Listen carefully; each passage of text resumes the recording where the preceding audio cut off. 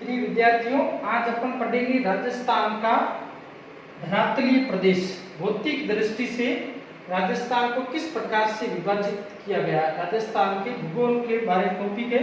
उसमें आपने अगर हमारे इस चैनल को सब्सक्राइब नहीं किया तो सब्सक्राइब करें, उसके बाद में लाइक करें और शेयर करें, जिससे आपको अधिक से अधिक वीडियो वह आपको मिल सके। तो भौतिक दृष्टि से राजस्थान का अपन विभाजन देखते हैं। तो भौतिक दृष्टि से राजस्थान को 4 भागों में बांटा गया है। कितने भागों में बांटा गया है? 4 भागों में। एक है पश्चिमी मरुस्थलीय प्रदेश, पश्चिमी मरुस्थलीय प्रदेश, मरुस्थलीय प्रदेश, ये पहला। नंबर 2 है अरावली पर्वतीय प्रदेश, अरावली पर्वतीय प्रदेश। नंबर 3 है पूर्वी मैदानी भाग, पूर्वी मैदानी भाग। और नंबर 4 है दक्षिण पूर्वी पठारी प्रदेश, दक्षिणी पूर्वी पठारी प्रदेश, जिसको कहते हैं हाड़ौती का पठार। ये 4 भागों में बांटा। इस चैप्टर से राजस्थान के कोई भी ऐसा कंपटीशन है जिसमें 3 या 4 प्रश्न न आया हो। सबसे अधिक अधीनस्थ बोर्ड की जितनी भी परीक्षाएं होती उसमें सबसे अधिक प्रश्न आते हैं और आरपीएससी द्वारा आयोजित कई परीक्षाओं में इस चैप्टर में सबसे अधिक प्रश्न आते हैं। तो कितने भाग हैं? 4 भागों में बांटा गया है। पश्चिमी मरुस्थलीय प्रदेश, अरावली पर्वतीय प्रदेश, पूर्वी मैदानी भाग, दक्षिण पूर्वी पठारी प्रदेश, जिसे कहते हैं हाड़ौती का पठार। तो इस प्रकार अपन देखते हैं। तो ये राजस्थान का पश्चिम का मरुस्थलीय प्रदेश है, यहाँ तक फैला हुआ है। ये यहाँ तक, ये है यहाँ तक, क्या है? ये मरुस्थल है, ये इस पश्चिम का मरुस्थल। ये है आपके शुष्क प्रदेश और ये है आपके अर्ध शुष्क प्रदेश। और उसके बाद में ये क्या है? अरावली पर्वतमाला, अरावली पर्वतीय प्रदेश, पर्वतीय प्रदेश। और ये यहाँ ये पूरा ये है इस प्रकार। ये क्या है? पूर्वी मैदानी भाग, पूर्वी मैदानी भाग। और ये यहाँ पर ये है आपके हाड़ौती का पठार, दक्षिण पूर्वी पठारी प्रदेश, हाड़ौती का पठार। इस प्रकार है। भौतिक दृष्टि से राजस्थान को कितने भाग में बांटते हैं? 4 भागों में बांटा गया। ये अब अपन देखते हैं। सबसे पहले पश्चिमी मरुस्थलीय प्रदेश, पश्चिमी मरुस्थलीय प्रदेश है, इसके बारे में देखते हैं। तो ये मरुस्थल का प्रदेश है। ये किसका अवशेष है? गोंडवाना लैंड। ये यहाँ पर है टेथीस सागर का, किसका है? टेथीस सागर का अवशेष, गोंडवाना लैंड का अवशेष है अरावली पर्वतीय प्रदेश। ये किसका है? टेथीस सागर का अवशेष है। यहाँ पर पाई जाने वाली झीलों का पानी क्या होता है? खारा होता है। किसके अवशेष के रूप में? मरुस्थलीय जो प्रदेश है वह टेथीस सागर का अवशेष है। और यहाँ जितनी भी झीलें पाई जाती है उनका पानी क्या होता है? खारा होता है। अब अपन एक एक टॉपिक लेते हैं। पहले लेते हैं पश्चिमी मरुस्थलीय प्रदेश, इसकी विशेषताओं के बारे में अपन देखते हैं। तो इसमें अपन देखते हैं पश्चिम का मरुस्थलीय प्रदेश है उसके बारे में। दूसरा अरावली पर्वतमाला बाद में देखेंगे। तो पश्चिम का मरुस्थलीय प्रदेश है, ये राजस्थान के पश्चिमी मरुस्थलीय प्रदेश, ये राजस्थान के, ये किसका अवशेष माना जाता है? सबसे पहले टेथीस सागर का अवशेष। प्रश्न पूछ सकते हैं पश्चिमी मरुस्थलीय प्रदेश से वह किसका अवशेष है? टेथीस सागर के अवशेष के रूप में। तो यहाँ पर झीलें, यहाँ पर है झीलों का पानी, झीलों का पानी कैसा होता है? खारा होता है। प्रश्न पूछ सकते, पश्चिमी मरुस्थलीय प्रदेश है, वहां की झीलें व खारे पानी की होती, क्या कारण है? टेथीस सागर के अवशेष है। और ये मरुस्थल ये कितने? राजस्थान के 12 जिलों में फैला हुआ है। 12 जिलों में। कितने जिले? 12 जिले। कौन कौन से? यहाँ देखते हैं अपन। कौन से? गंगानगर, हनुमानगढ़, चूरू, सीकर, झुंझुनू। ये कितने हो गए? 5 हो गए। उसके बाद में बीकानेर, जोधपुर, नागौर और उसके बाद में बाड़मेर, जैसलमेर, और ये कितने हो गए? 5 और 5 हो गए 10 हो गए। और उसके बाद में यहाँ पर अपना रहेगा जालोर व पाली। कितने जिलों में? ये आपके 12 जिलों में फैला हुआ है। कितने जिलों में? मरुस्थलीय प्रदेश है वह 12 जिलों में फैला। अब अपन देखते हैं आगे इसकी क्या विशेषता है। पश्चिमी मरुस्थलीय प्रदेश की प्रमुख रूप से विशेषताओं के बारे में देखते हैं। तो यहाँ पर जो है वर्षा का न्यूनतम मात्रा, न्यूनतम वर्षा की मात्रा कितनी होती है? 0 सेंटीमीटर। और अधिकतम कितनी होती है? अधिकतम वर्षा है वह होती है, अधिकतम वर्षा 50 सेंटीमीटर। या तो यहाँ से लेकर यहाँ तक वर्षा, ये यहाँ तक कितनी है? 0 से 50 सेंटीमीटर के मध्य वर्षा होती है। और यहाँ ये है 25 सेंटीमीटर की वर्षा रेखा। कितनी? 25 सेंटीमीटर की वर्षा रेखा मरुस्थल को 2 भागों में बांटती है, शुष्क, अर्धशुष्क तथा शुष्क तथा अर्धशुष्क। इसमें कौन सी वर्षा रेखा है? 25 सेंटीमीटर की वर्षा रेखा है, वह इसको कितने भागों में बांटती है? जो प्रश्न पूछा गया, कौन सी वर्षा रेखा मरुस्थल को 2 भागों में बांटती है? 25 सेंटीमीटर की वर्षा रेखा मरुस्थल को कितने भागों में बांटती है? 2 भागों में बांटती है। अब अपन देखते हैं 50 सेंटीमीटर की वर्षा रेखा है वह अरावली पर्वतमाला को मरुस्थल से अलग करती है। कितनी? 50 सेंटीमीटर की वर्षा रेखा। ऐसा भी प्रश्न है वह पूछ सकते हैं। अब ये मरुस्थल है, ये राजस्थान के 12 जिलों। अब अपन देखते हैं ये राजस्थान के भौतिक दृष्टि से कितने भाग पर है? 58% भाग पर है। भौतिक दृष्टि से कितने प्रतिशत है? भौतिक दृष्टि से 58। और संरचना की दृष्टिकोण से कितने प्रतिशत पर है? 61% पर फैला हुआ है। भौतिक दृष्टिकोण से 58% पर है, संरचना की दृष्टिकोण से 61% पर भाग पर फैला हुआ है ये। अब ये राजस्थान के कुल कितने प्रतिशत अपन देखें? राजस्थान के अलावा भी ये कौन कौन से? राजस्थान के अलावा पश्चिम का मरुस्थल है ये गुजरात, पंजाब, हरियाणा तथा पाकिस्तान के सिंध प्रांत तक फैला हुआ है। पाकिस्तान के सिंध प्रांत। और इसको संयुक्त रूप से क्या कहते हैं? थार का मरुस्थल कहते हैं। क्या कहते हैं? थार का मरुस्थल कहा जाता है। और ये मरुस्थल है विश्व का सर्वाधिक जैव विविधता वाला मरुस्थल। विश्व का सर्वाधिक, ऐसा प्रश्न पूछ सकते हैं, विश्व का सर्वाधिक जैव विविधता, विश्व का सर्वाधिक जैव विविधता वाला मरुस्थल, जैव विविधता वाला मरुस्थल कौन सा है? थार का मरुस्थल है। सर्वाधिक जनसंख्या भी, विश्व में सर्वाधिक जनसंख्या है वह कौन से मरुस्थल की है? थार के मरुस्थल की सर्वाधिक जनसंख्या है वह है। अब अपन देखते हैं इसको कितने भाग में बांटते हैं, इसको 2। तो ये प्रमुख रूप से इसकी विशेषताओं के बारे में कौन कौन सी इसकी विशेषता। अब अपन देखते हैं थार का जो मरुस्थल है इसको 2 भागों में बांटते हैं।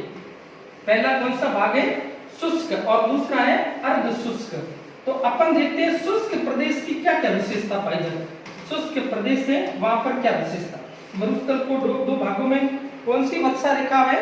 और दूसरे थार का मरुस्थल है वहां पर कांटेदार वनस्पति पाई जाती है। कांटेदार वनस्पति पाई जाती है जिससे क्या कहते हैं?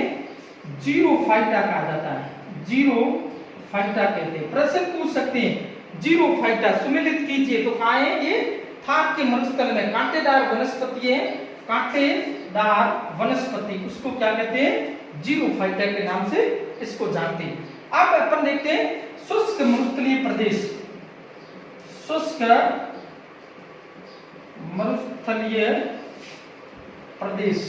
मरुस्थलीय प्रदेश, इसमें क्या होता है? 0 से 25 सेंटीमीटर वर्षा होती है। कितनी होती है? 0 से 25 सेंटीमीटर वर्षा होती है। या तापमान है वह अधिक होता है, गर्मियों में तापमान है वह बहुत अधिक होता है। यहाँ पर प्रमुख रूप से अपन देखते हैं क्या पाया जाता है? बरखान पाए जाते हैं। प्रश्न पूछ सकते हैं बरखान किसे कहते हैं?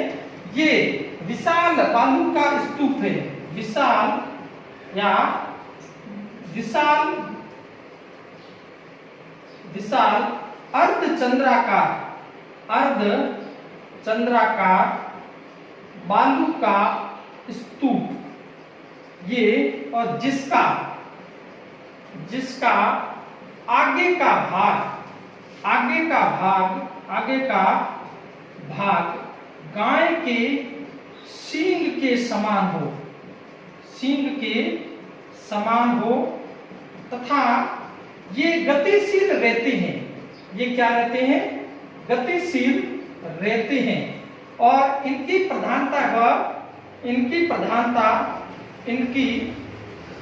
प्रधानता शेखावटी क्षेत्र में पाई जाती है। शेखावटी क्षेत्र में पाई जाती है।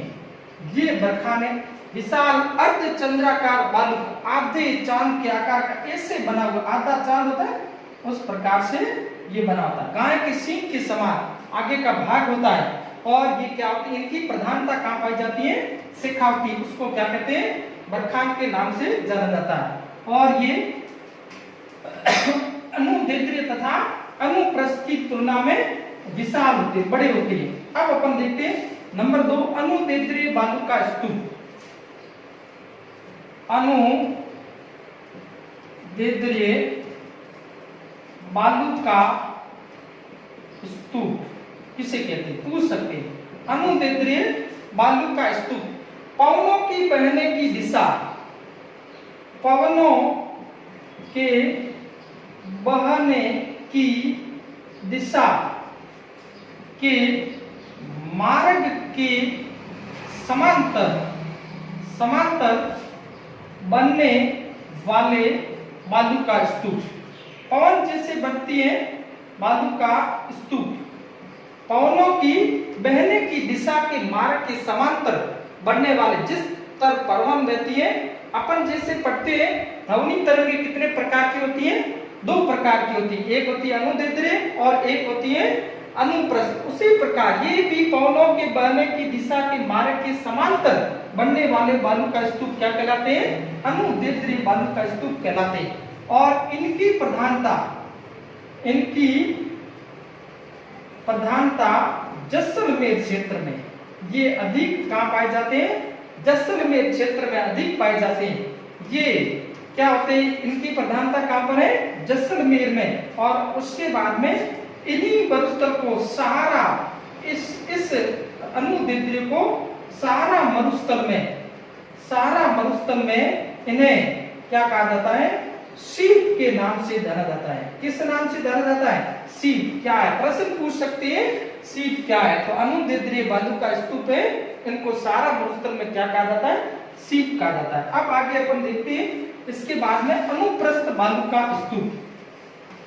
जो अनुप्रस्थ बालू का स्तूप है वह 3 नंबर अनुप्रस्थ बालू का स्तूप। ये क्या होता है? पवनों के बहने की दिशा के मार्ग में, पवनों के बहने की दिशा के मार्ग में लंबवत बाधा आ जाती है, जिससे जो बालू का स्तूप, जिसके बाद में जिससे जो बालू का स्तूप या टीलों, बालू का स्तूप का निर्माण होता है, उसे क्या कहते हैं? अनुप्रस्थ बालू का स्तूप कहते हैं। अनुप्रस्थ बालू का स्तूप कहा जाता है। ये प्रश्न है। अब अनुप्रस्थ कौन से? पवनों के बहने की दिशा मार्ग के लंबवत जब बाधा आती है तब ये इसका निर्माण होता है। और इनकी प्रधानता ये कहाँ पाए जाते हैं? बाड़मेर क्षेत्र में पाए जाते हैं। बाड़मेर में इनकी प्रधानता है। और तीनों प्रकार के बालू का स्तूप, तीनों प्रकार के बालू का स्तूपों की प्रधानता जोधपुर में। कहां पर है? जोधपुर में। प्रश्न पूछ सकते हैं तीनों प्रकार के बालू का स्तूप कहां पाए जाते हैं? जोधपुर में। तो ये आपके मरुस्थलीय, जो आपके शुष्क मरुस्थलीय प्रदेश है, उसकी विशेषताओं में धोरे पाए जाते हैं। अब अपन देखते हैं एक शब्द आता है धैर्यन। क्या आता है? धैर्यन। प्रश्न पूछ सकते हैं आपको धैर्यन किसे कहा जाता है? स्थानांतरित होने वाले, स्थानांतरित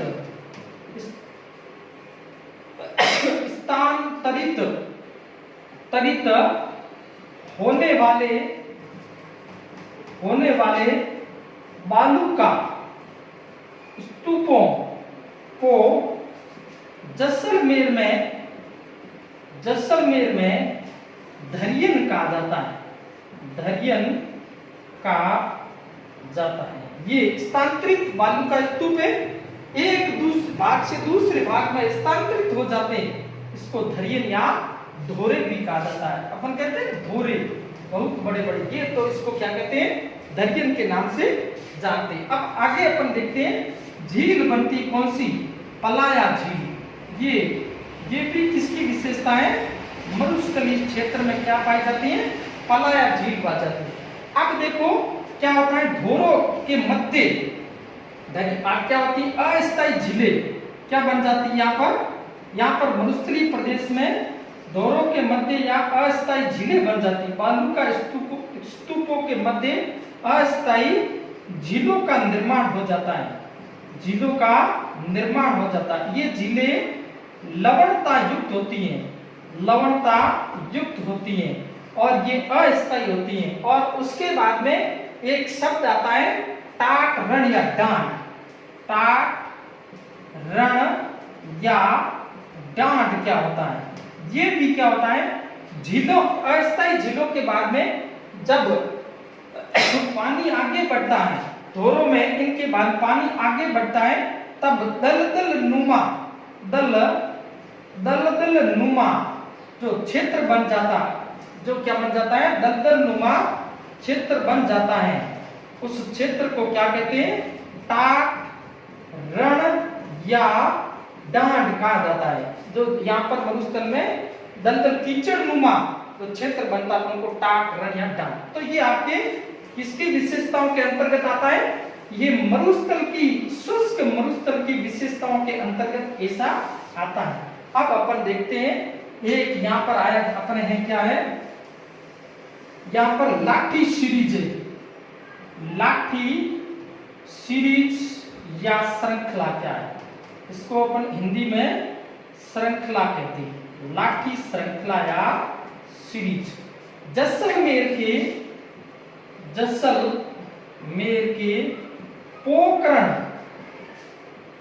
पोखरण से लेकर मोहनगढ़, पोखरण से लेकर, जैसलमेर का पोखरण है, वहां से लेकर, जैसे अपन जैसलमेर यहाँ आता है तो जैसलमेर के पोखरण से लेकर इधर, जैसे पोखरण से मोहनगढ़ की तरफ जाते, पोखरण से लेकर मोहनगढ़ के मध्य पाई जाने वाली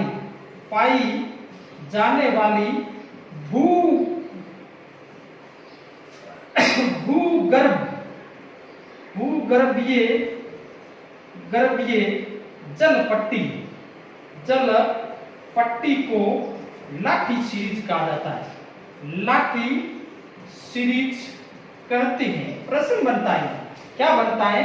लाठी सीरीज है किसके? भूगर्भीय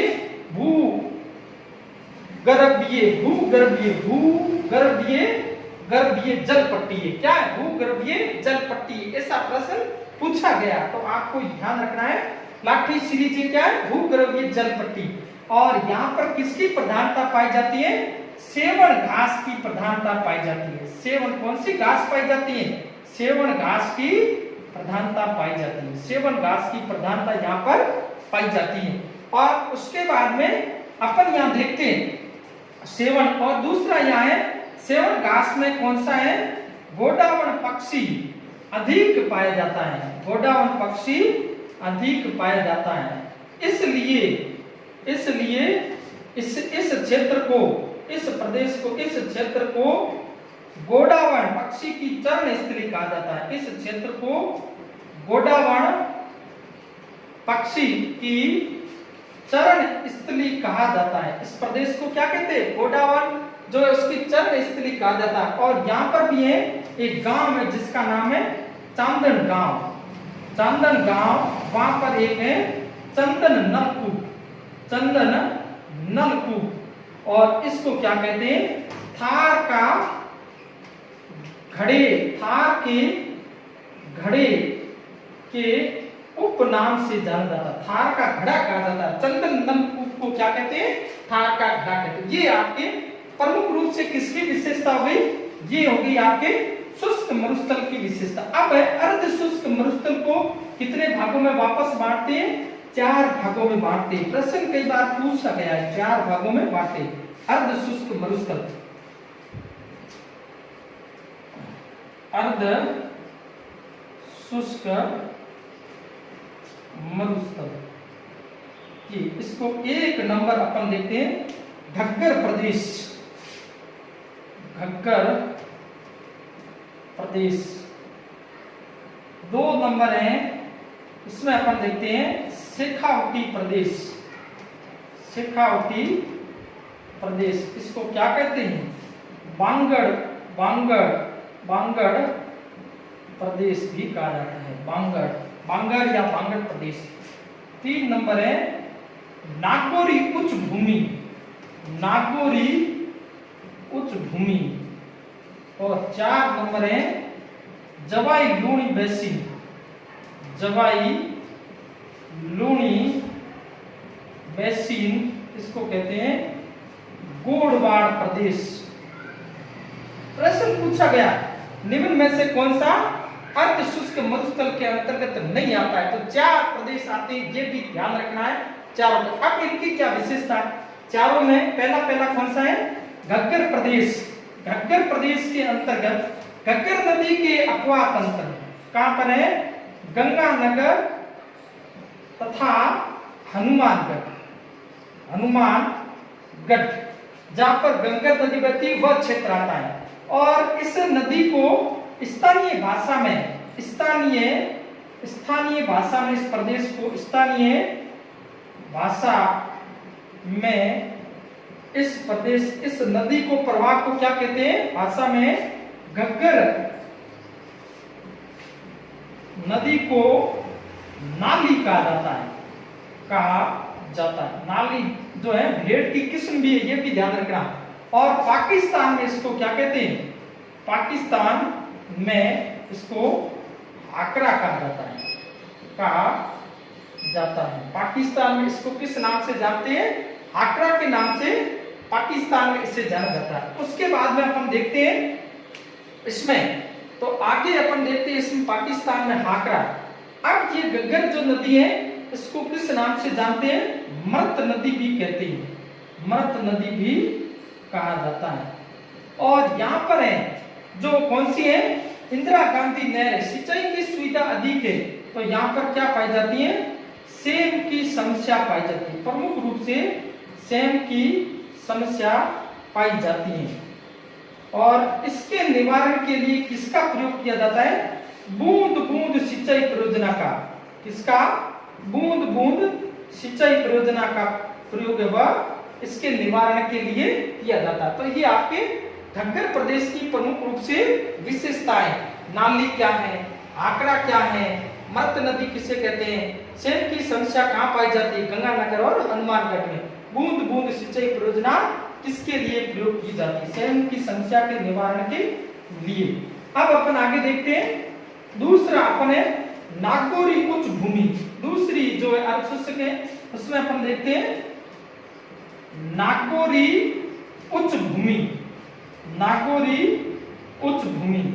ये भूमि अन्य भूमि से ऊंची है। यह भूमि अन्य भूमि से उच्च है। तो क्या होगा? उच्च है, इसलिए यहां अपर्दन अधिक होता है। क्या होता है?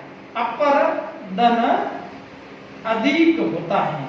क्या होता है, अपर्दन वह अधिक होता है। और यहाँ पर प्रमुख रूप से जैसे यहाँ है अपर्दन अधिक होता है, और यहाँ छोटी छोटी जो सफेद भूमि के ऊपर सफेद परत पाई जाती है। भूमि का अपर्दन अधिक होने से यहाँ पानी जैसे इकट्ठा होता है, उसके बाद में भूमि के ऊपर सफेद परत पाई जाती है। भूमि पर सफेद परत पाई जाती है जिसे रे या कलर कहा जाता है। ये ध्यान रखना। अब उसके बाद दूसरी है, ये यहाँ पर कौन सा है, कुब्बड़ पट्टी। कुब्बड़ पट्टी प्रश्न पूछा गया है, कौन सा है, जिले के बारे में, अजमेर तथा नागौर जिले में कुब्बड़ पट्टी। यहाँ क्या है, फ्लोराइड की मात्रा अधिक पाई जाती है। किसकी मात्रा अधिक पाई जाती है, फ्लोराइड की मात्रा अधिक पाई जाती है। फ्लोराइड की मात्रा अधिक पाई जाती है, जिसके कारण यहाँ पर क्या हो जाता है, जो है दांत वह पीले हो जाते हैं और हड्डी वह मुड़ जाती है। रीढ़ की हड्डी मुड़कर कुब्बड़ हो जाती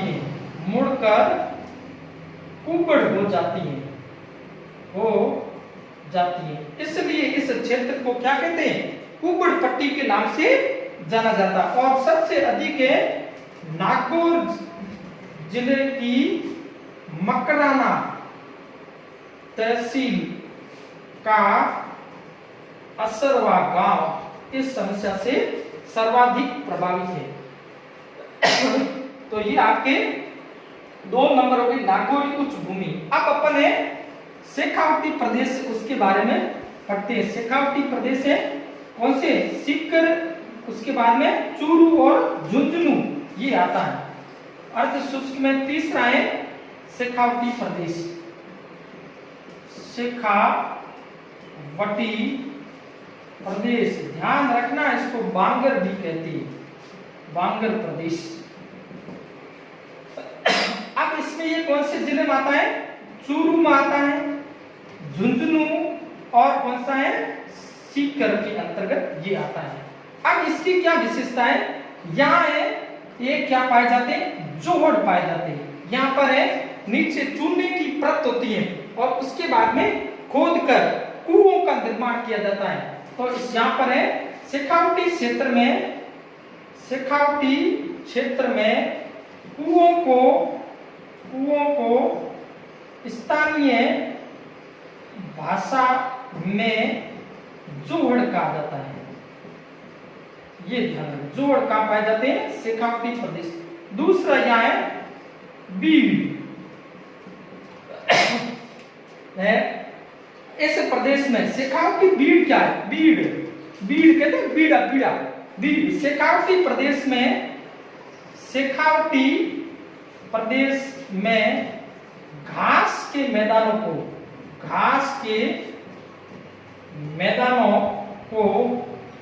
स्थानीय भाषा में बीड़ कहा जाता है। ये ध्यान रखना। तीसरी प्रमुख विशेषता है तोरावटी। कांतली नदी का अपवाह क्षेत्र, कांतली नदी का अपवाह क्षेत्र तोरावटी कहलाता है।